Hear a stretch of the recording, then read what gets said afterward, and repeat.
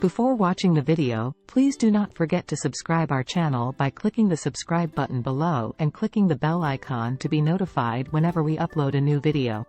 Your large intestine plays a vital role. It is responsible for waste storage, nutrient absorption, and water balance in the body.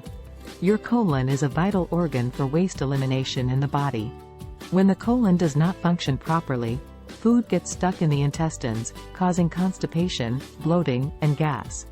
Toxins accumulate in the colon, and if this occurs, your intestine may rupture, releasing bacteria into your abdomen. This can lead to serious complications such as weakness or fatigue, blood in your stool, fever, abdominal cramps, and pain. A consistent change in your bowel habits, diarrhea, and unexplained weight loss. But did you know that drinking salt water can help flush out toxins into your colon? The saltwater flush itself is thought to be safe and to aid the colon in ridding old fecal material and toxins from the body. Here's how you do it. First step.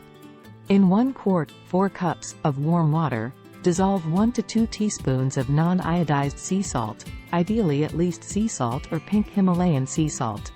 Stir it until completely dissolved. Second step, you can enhance the flavor with lemon juice if desired.